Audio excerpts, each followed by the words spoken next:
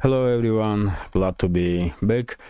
Today is 26th of June, now it's 9:30 in the morning Moscow time. I'm Levan Gudadze and this is my first update in which I will share all the main news that are making headlines in Russian media outlets and Russian language pages on different internet platforms. There are quite a few very significant developments that you may find interesting, but before I start, let me take a couple of minutes and say thank to all of you for your time, attention and support. Our community did reach one more milestone, which is that it's 15,000 of us for today, and I am truly grateful to all of you guys for this. Without you, this channel would not exist at all. So, well, thank you very much. Thank you very much. You are the best. You are the best, and to make sure that I am absolutely correct, anyone can check out, for example, comment section under any video and see with his or her own eyes how friendly, how kind our community is. So thank you very much. I'm truly grateful, and on my part I will definitely try to be even more proactive. I will definitely try to create much more interesting content and some additional content, extra content. I do have some ideas, and whenever I am ready from technical point of view, I will definitely try to do some live streams, invite guests, and also I would love to do some interviews with public figures that opinion of whom may be interesting to you, to our community. And of course, I'm not talking about just politicians. No, there are so many interesting people to have a interesting conversation. So there are some plans, and hopefully before end of this year I will be able to realize at least few more additional project, and if I manage to do so, then our channel probably will become even more interesting, hopefully. So thank you very much, and by the way, I will also mention that we did reach 2,000 subscribers on Telegram. Telegram page is crucial for this project, because it's continuation of the main channel, of course, because many of you are subscribed on the Telegram, and you know that I do update Telegram constantly, and there are tens and tens of updates during the day on Telegram page. It's 2,112 of us on Telegram, which is also quite a milestone. Telegram page is also growing, and Rumble, I also have a channel on Rumble. Rumble is not Rumble channel is also moving forward little by little, but unfortunately we did not yet reach even 1,000 mark on Rumble.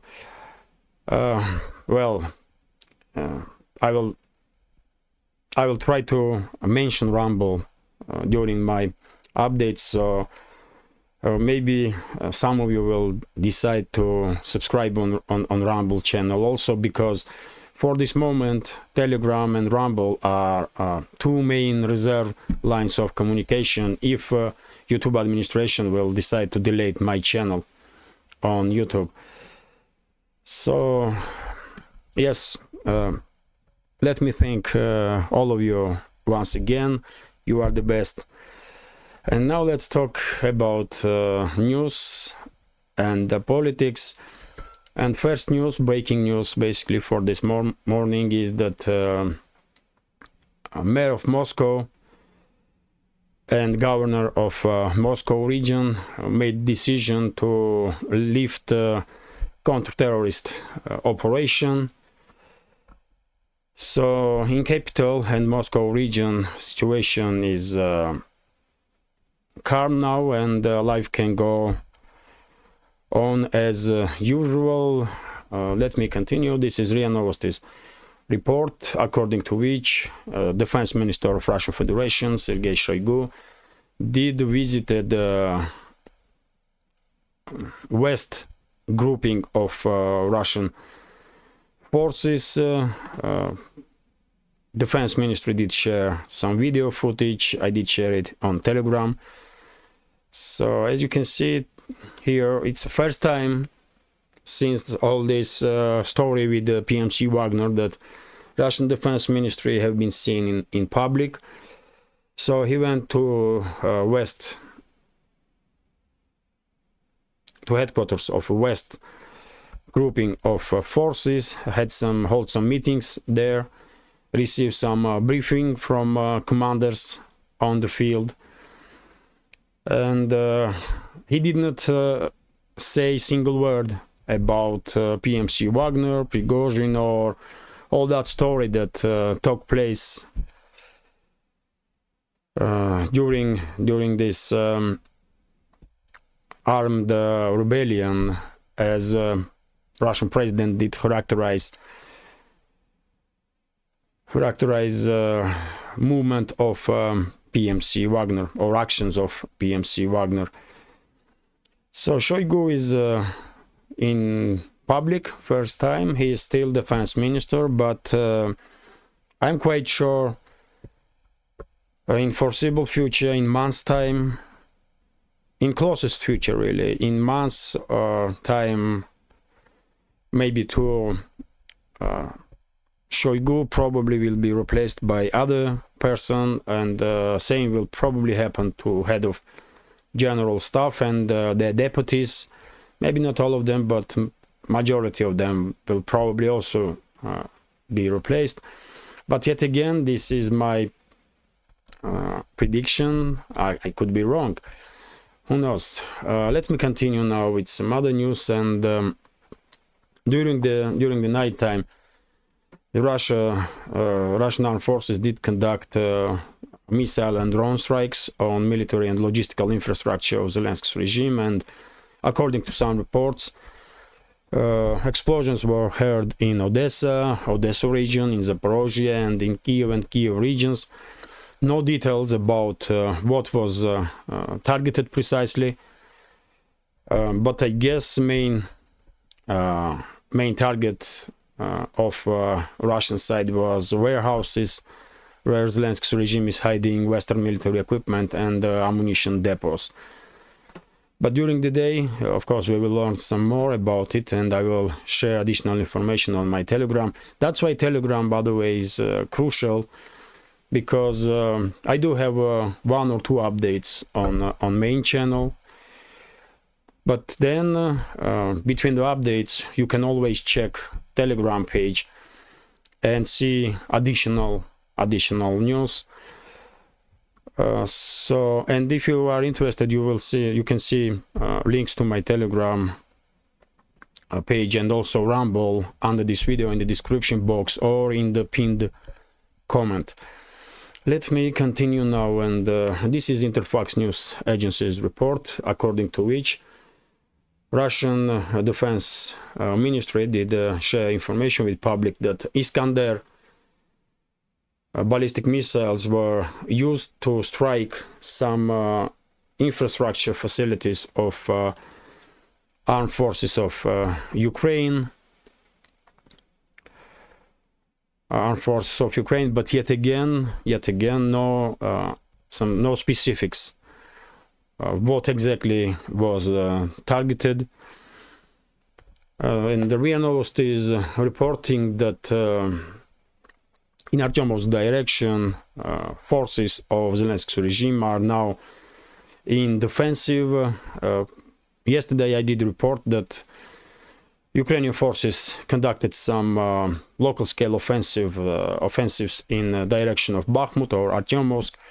According to some reports, Ukrainian forces 10 times tried to conduct local-scale offensive, but Russian forces repelled these offensives, and I guess this local activization has everything to do with the information that we were receiving previously about reinforcements that was sent in direction of Chisov Yar, but seems like even these fresh units did run out of steam, because according to Russian military intelligence and RIA Novosti's article, this news bulletin basically, based on a statement of one of the members of Russian military intelligence, according to this information, Ukrainian forces are now on defensive in Artyomovsk direction. And by the way, let me give you a quick summary of a situation on the front line. Kherson region is mainly artillery duels, but there is some significant change, because according to some reports, some special forces of Ukrainian army did manage to cross the Dnieper River and establish a small bridgehead in vicinity of Antonovka Bridge, here, somewhere here. And now they are using bridge sections as a kind of cover from Russian artillery and aviation strikes. During the day, I guess Ukrainian forces will try to send some more reinforcements on the left bank to establish a bigger bridgehead, and then possibly push in direction of Oleshki, this settlement here. So I guess this direction, Oleshki direction, will be one of the hot points during the day. Today, I don't think Ukrainian forces will be able to hold on for long to this bridgehead, but yet again, if you remember, I did said quite a few times previously that Zelensky's regime will probably use fact that Dnieper River, water level in Dnieper River did fail significantly, and probably we will see in coming days attempt from Ukrainian side to cross Dnieper River in mass and establish bridgehead, not just right next to Antonovka Bridge, but to establish at least few bridgeheads on the left bank on the river, and then began to conduct offensive operations in direction of bridgehead between Crimea and mainland Russia. But yet again, it's hard to tell if Ukrainian forces have enough manpower, enough equipment and will to conduct these operations, because even if first line of defense of Russian side is quite weak now because of the flooding after Zelensky's regime destroyed Kakhovka hydroelectric power plant, second line of defense and third line of defense still remains in the place, and it will be extremely difficult for Ukrainian forces to breach those defense lines. And I guess if Zelensky's regime will conduct mass crossing of the Dnieper, and if they will conduct operations, offensive operations in Kherson region, eventually it will become as a suicidal operation as it was in Zaporozhye sector of the front, where, as you know, Zelensky's regime during this so-called counteroffensive already lost, by different accounts, from 10 to 15,000 soldiers without achieving any significant progress whatsoever. Even though local-scale offensive operations are conducted almost on daily basis without stopping, and in some areas Zelensky's regime do have some local-scale success, and they are now trying to establish control over the Rabotna here in Orekhovo direction, They do have some bridgehead, managed to achieve bridgehead, but still it's not even first line of defense of Russian armed forces. So, and by the way, fighting is still going on for Pitikhatki, Zherubyanki areas. Ukrainian forces are unable to establish control over that area and conduct offensive operation next to left bank of Kakhovka water reservoir, which is almost empty, by the way, because of this terrorist strike on Kakhovka hydroelectric power plant by Zelensky's regime. But yet again, on the local scale, despite heavy casualties, Ukrainian forces are continuing to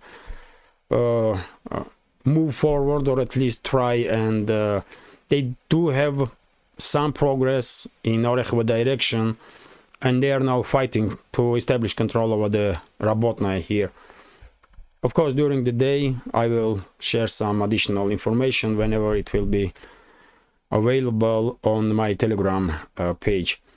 Still active zone is this bridgehead that Russia holds between Ugledar and Gulyai-Polye.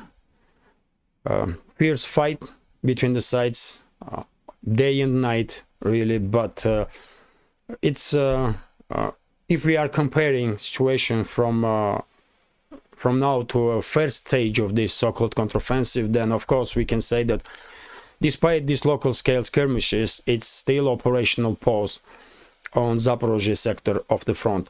But it may change, situation may change anytime in rapid pace, because, as I said, it's quite possible that Zelensky's regime will conduct second wave of offensive operations from two directions, not just on Zaporozhye sector of the front, but also in Kherson region, by mass crossing of the Dnieper River. And it may happen just any time, really. Today, tomorrow, or in couple of days or weeks. Of course, general staff of Ukrainian armed forces are not sharing with us informations about their plans, but anyway, I'm remaining on a position that I had forever, that entire this idea of counteroffensive from Zelensky's regime is a suicidal idea. It's a suicidal mission, and factual evidence from the front line definitely proves my point of view. When it comes to Donetsk direction, it's a usual stuff. Marinka is of course a hot point, and according to some reports, Russian side did conducted some local scale offensive in Marinka, but Ukrainian forces are still managing to hold on to their positions. This settlement is still divided and will be divided probably for a while, at least before this situation with the Ukrainian counteroffensive will resolve. Bakhmut is almost, not Bakhmut, but where is Avdiivka? Yes, Avdiivka is almost the same story. This city is in operational encirclement, but it seems like Russian forces are not really planning to conduct any operations to fully encircle Avdiivka or establish control over the city, at least in next few days or weeks. Avdiivka is becoming a second Bakhmut, basically, on Donetsk direction, where Ukrainian side, Zelensky's regime, is sending more and more additional forces, and the Russian side is just dealing with these units one by one. It's a trap, but seems like Zelensky's regime don't really cares about it. They are sending more and more units like it means nothing. Unbelievable. And by the way, I just spoke a few minutes ago about situation in the Bakhmut. Ukrainian forces are trying to achieve some success on the flanks of Bakhmut. This pro-Ukrainian map cannot be trusted. It's not reliable, really. But even here, you cannot see any significant achievement on part of Ukrainian forces. They are trying to encircle Bakhmut, or at least establish some operational encirclement over this city, but for now they are not that successful. Ukrainian forces were very active in Solidar direction, and with these local scale small offensive operations, they are managing to move forward here and there little by little, 100-200 meters, but they are paying very heavily for this local scale success, and it's only a matter of time when this grouping of Ukrainian forces in direction of Bakhmut, Solidar, on Kramatorsk-Slavyansk defense line between basically, because I will call entire this area now, since Bakhmut is under full Russian control, I will call it entire this area Kramatorsk-Slavyansk defense line of Ukrainian forces, and I guess it's only a matter of time when this entire grouping of forces of Ukrainian side in this area will run out of steam, and then I guess it will be a Russian turn to conduct large-scale offensive operations. And maybe I'm mistaken, but I think before end of this summer Russian forces will reach Kramatorsk-Slavyansk defense line. Let's see. Before that happens, Russian side need to establish control over the or at least encircle Seversk. Russian side need to establish control over the Yampol and Liman. On the northern side of Kramatorsk-Slavyansk defense line, and from the southern side, it's of course Chesov-Yar and Konstantinovka. That should be under Russian control before Russian forces will be able to move forward in direction of Kramatorsk-Slavyansk. But I don't know, maybe I'm first of all not a military expert and my reading of big picture can be mistaken, but I think before end of the summer, in next 2 months, we will see that Russian side will reach Kramatorsk-Slavyansk defense line. By the way, I did spoke about Seversk here. Belogorovka is still main hot point, and sides, no one side can achieve full control over that settlement. When it comes to Kupiansk direction, it's a little bit calm now. It used to be quite fierce fighting during the previous days, but now it's artillery duels mainly between the sides. And by the way, this operational pause in Kupiansk direction probably will hold on as long as Ukrainian forces are not escalating in direction of Belgorod region. But if Zelensky's regime will start again heavy shelling of Belgorod region from this bridgehead that they have in this area in Kupiansk, in Kharkov region basically, if they will continue heavy shelling of Belgorod region, then Russian side will be forced once again to conduct offensive operations and eventually establish control over not just Kupiansk but over this bridgehead here, right next to Belgorod region, and also over the Kharkov region entirely. And it's only a matter of time when Russian forces will establish full control over the Kharkov region anyway. But I don't think it's in Russian plans right now. In foreseeable future for sure, but not exactly in next week or two.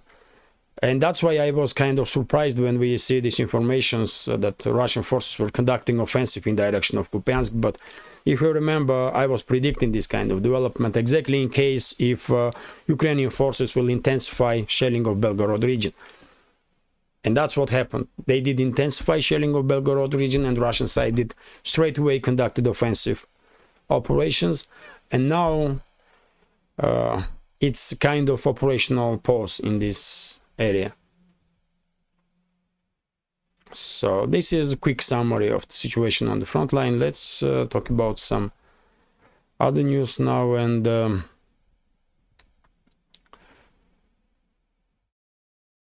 Next information is about a statement that Zelensky made. RT is reporting that during the phone call between Zelensky and Biden, president of US, Zelensky demanded some more sanctions and restrictions on Russia from Biden. I don't think Zelensky is in position to demand from Biden or anybody in US leadership anything, really. But I can imagine how conversation between Biden and Zelensky did went down. Zelensky was probably asking for more weapons and more money. Simple as that. So US is already impose on Russia as many sanctions as they probably can, and if they will come up with some other ideas how to sanction Russia, they will definitely do it without Zelensky asking for it. Next information is reported by RBK news agency, according to which CNN, by the way, CNN did reported that US intelligence indeed knew that PMC Wagner was planning something. De facto, anyone can say this, isn't it? That they did knew it, or they did predict it. De facto, it's easy to say anything like that, but in reality, who knows? Did US intelligence had information or not? But basically, fact of the matter is that according to CNN, US officials, US intelligence included, had predicted that they were thinking that situation will escalate in Russia much more, and they were expecting some bloodshed in Russia, and well, they're gonna have a meltdown now, because none of it did happen, and situation was resolved in fairly short amount of time. But as I said yesterday, man, I guess Western elites were hoping to see civil war in Russia and disintegration of Russia. But yes, Western elites, I mean, they are destructive force, man. You cannot expect anything good from them. And it's good that Russia did demonstrate that it's united. It can deal with critical situations in a fast manner, in rapid manner. And yes, it's good that Western elites do have are disappointed, and do have some of them do have some breakdown or meltdown. Okay, we don't care about Western elites. So, and by the way, this is also RBK's report that Poland is beginning to strengthen its border with Belarus due to possible regrouping of Wagner PMC in Belarus. Well, you know my take on all this story that Prigozhin, head of PMC Wagner, and probably some Wagner units will move to Belarus. I think main task for Wagnerites in Belarus will be to deal with the possible saboteurs that Polish Secret Service is training in Poland to send them in Belarus and then try to destabilize the republic and conduct some regime change. So I guess Wagnerites will same time train. They will main task will be this counter-terrorist activity if Poland will send some saboteurs in Belarus, and at the same time, of course, Wagnerites will probably train Belarusian forces, because they truly do have experience that they can share, especially when it comes to urban fighting. So it will be Belarusian soldiers, Belarusian units will receive some good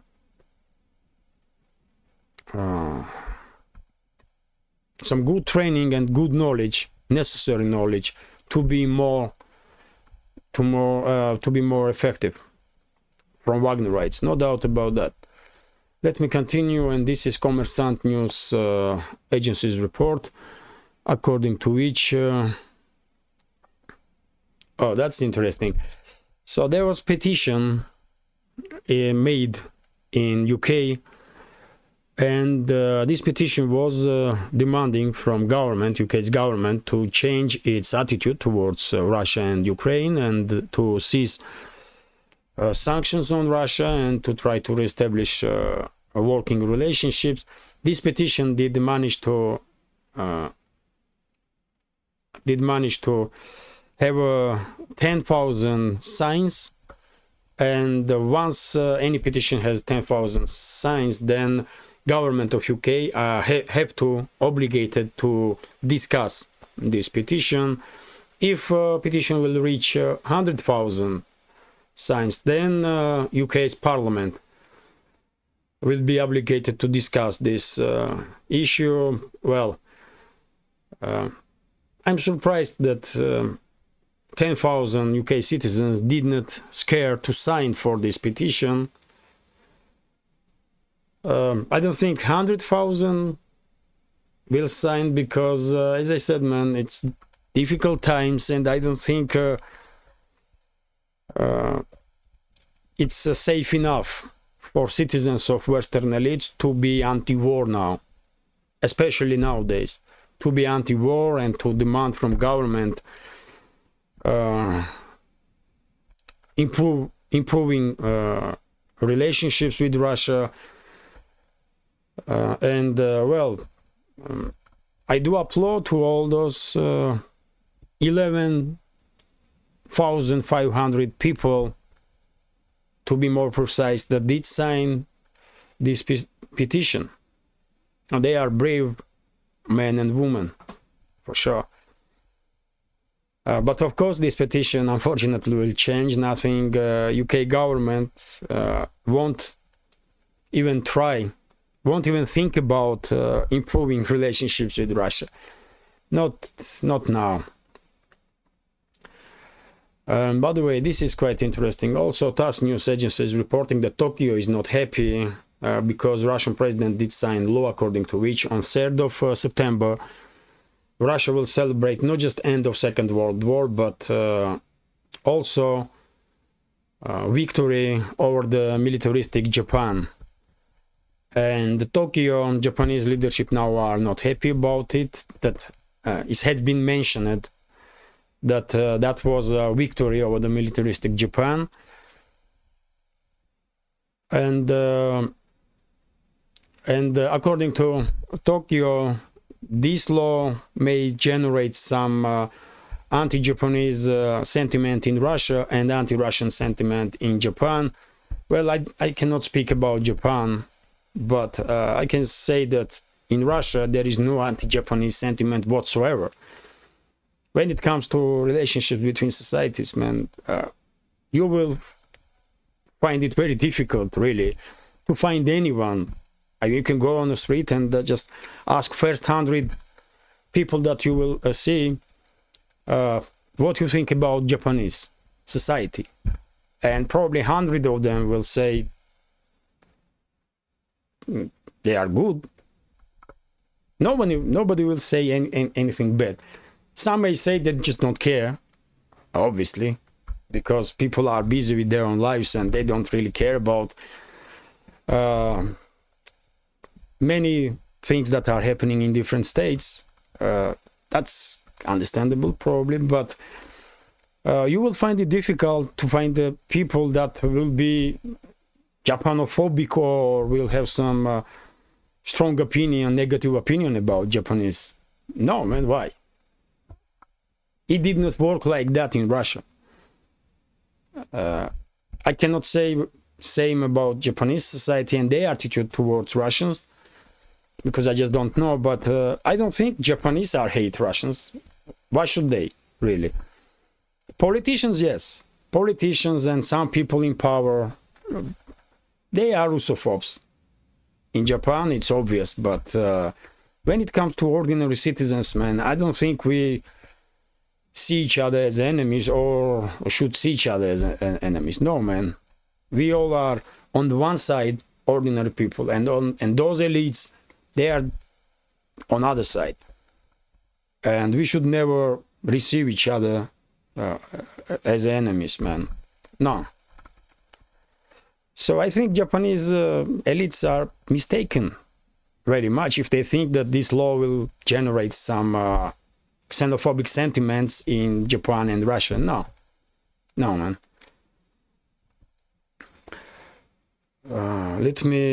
At least in Russia, it will definitely don't generate any anti-Japanese sentiment. But as I said, I never been in Japan. I don't know what society there thinks about Russians and what their attitude are, but I think they are friendly towards us. At least they don't hate us, because why should they really? I mean, why? It's, you know. So let me continue. They can hate government of Russia, like Russians can have some strong feelings about government of Japan, but that's a whole different stuff, man. As I said, we ordinary people are on one side, and those elites or so-called elites are on the other side, and you know, they can. To me personally, it's main point to be friendly with each other, because after all, we are vast majority ordinary people, and those elites should, in ideal, they should listen to us. But yet again, they are in some parallel universe, and they do what they want. Almost everywhere. Maybe maybe there are some exceptions, of course, but you know, in general. So let me continue now, and this is RT's news agency's report, according to which Russia is trying to create alternative to Airbus and Boeing, and Mikhail Mishustin, Prime Minister of Russian Federation, did went to one of the Russian factories or companies that are producing airplanes, including 214 civilian planes that you can see here in this picture. And well, Mishustin is maybe too optimistic, because it will take some time, and it will be very difficult to come up with production that will manage to be alternative for Airbus and Boeing. But Soviet Union did had a great tradition of building civilian aircraft, and by the way, 214 was creation of Soviet Union. Then just Soviet Union collapsed. Then now Russian side basically is trying to renew production of 214 and well, according to RT's information, in next 4 to 5 years, Russia will start producing in mass to 214. But well, I think it will be very difficult for Russian aviation industry to compete with Boeing and Airbus, at least if Russian side is alone.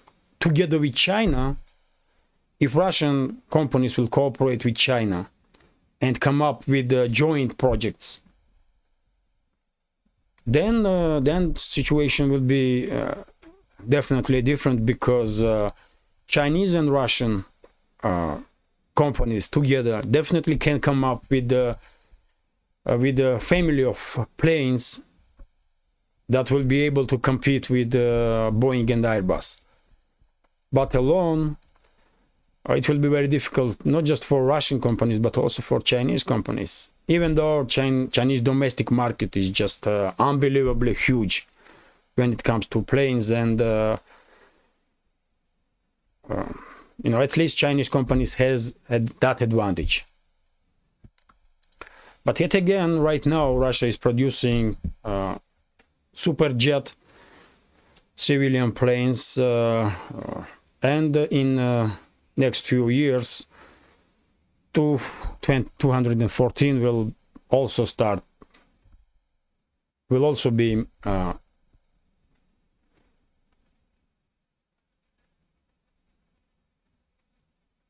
also be available for Russian avia companies. So, and by the way, also MS-21,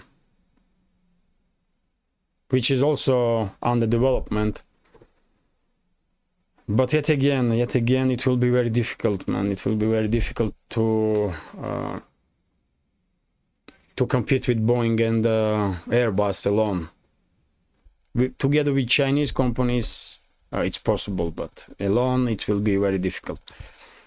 And by the way, few more news. TASS news agency is reporting that dollar did reach 87 rubles exchange rate today on Moscow exchange. And well,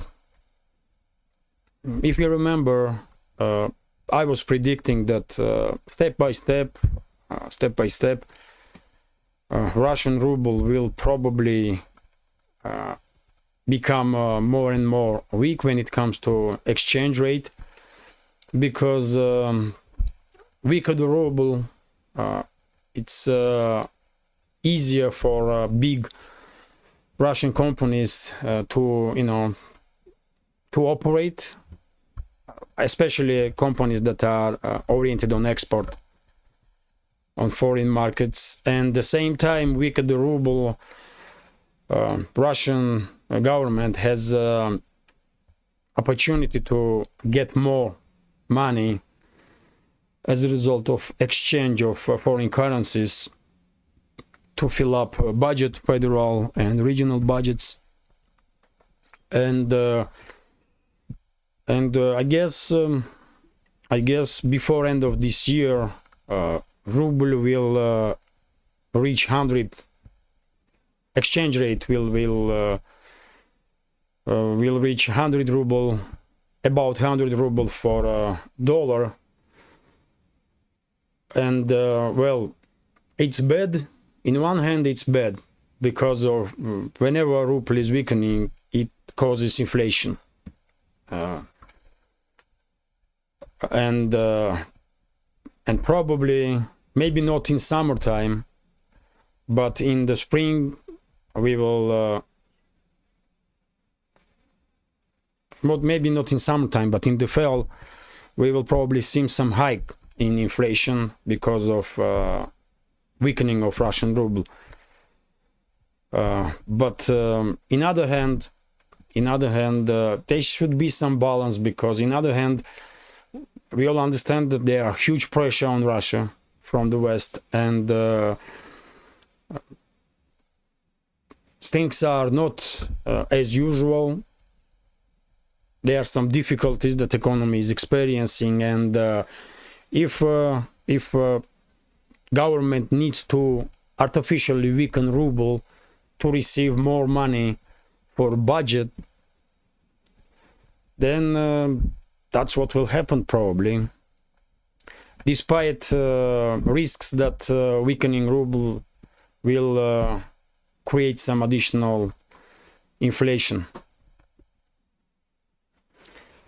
But yet again, head leadership of Russian Central Bank, they are main people when it comes to currencies and banking system. And head of Russian Central Bank, Nabiullina, I mean, she's a top professional, and I guess she will balance well enough exchange rate, interests of big companies, and interests of federal government when it comes to filling budgets. So if balance is there, then there will be no there should not be some significant stress on Russian economy and eventually on Russian society.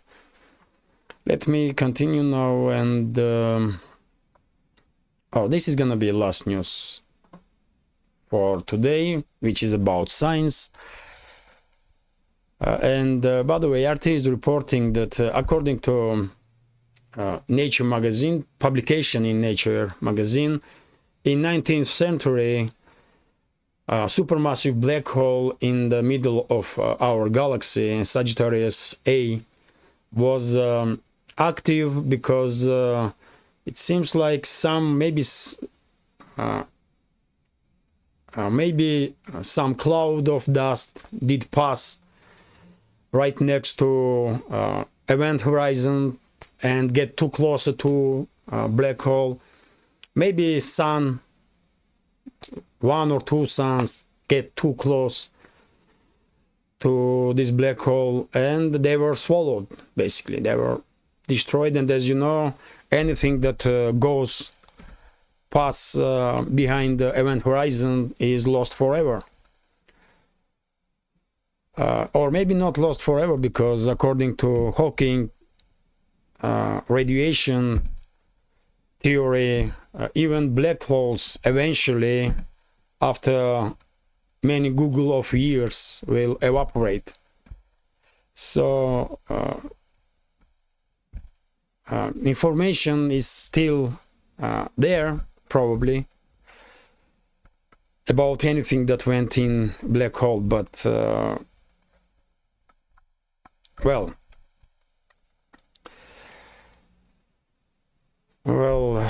what I want to say is that those objects, whatever that was, suns or dust cloud or planets, they were sucked in probably, and during that process,